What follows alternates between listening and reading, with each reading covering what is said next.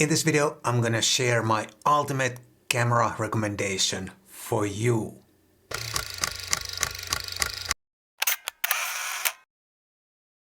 Hi guys, my name is Matti Sulanto. I'm a photographer. My first advice is try to figure out what you want from your camera and what you intend to shoot. Then check out some reviews, but do not spend hundreds of hours checking out some reviews. It doesn't make any sense. Just check out some reviews to get a balanced overview.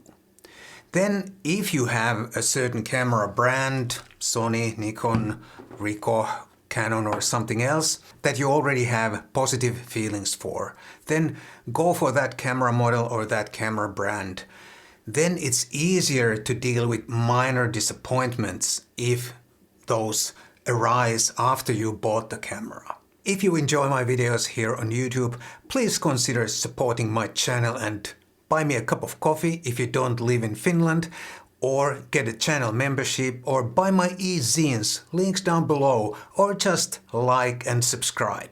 And another piece of advice is do not spend too much money on your first camera. What is too much? It depends on your disposable income, of course. For some people, 5,000 euros, dollars is not too much, but for some 1,000 is too much. But relative to your disposable income, don't spend too much on your first camera, because there is a good chance that you don't like the camera. You may like it, but you may not like it. Always remember that there are no bad cameras, there are only good cameras.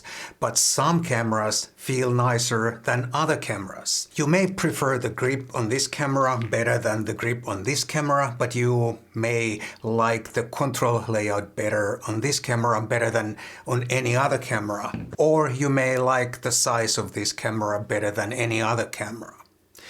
But it's possible to make excellent pictures on every camera. Remember that. It's more about the photographer than about the camera. If your photos look bad, it's probably not the camera, it's you. However, if you have a camera that you really enjoy, you'll probably take better pictures on that camera than on another camera that you absolutely hate. And that's why it's important to find the perfect camera for you.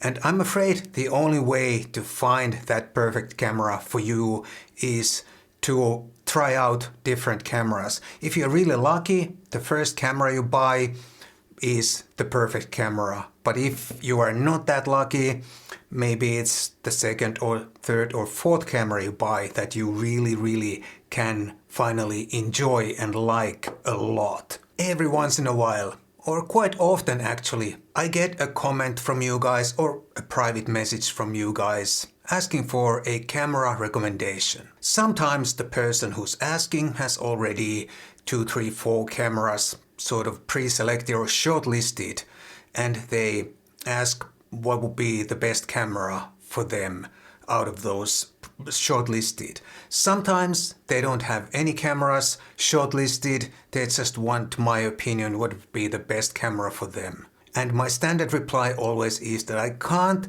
choose a camera for you because I don't know enough.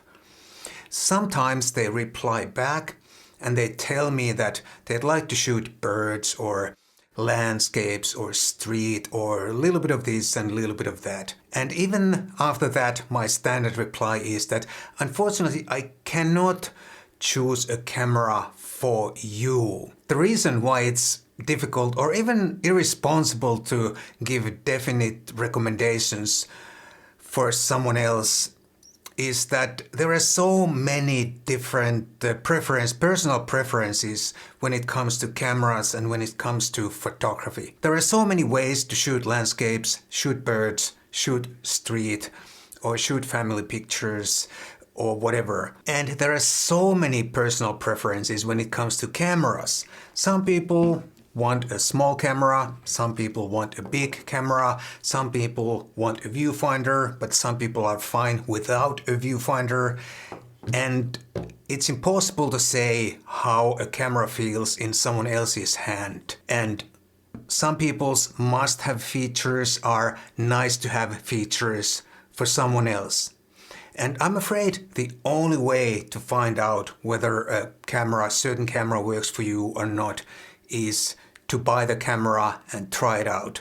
If it doesn't work, sell it and buy another one. Here are a couple of other things to consider when choosing a camera. If you have photographer friends and they all or most of them use a certain camera brand, let's say it's Nikon, for example, or Sony, it might be a good idea to go for that same camera brand. Because then you can borrow each other's lenses, for example, just to try out. There are some advantages of having the same camera brand as your friend.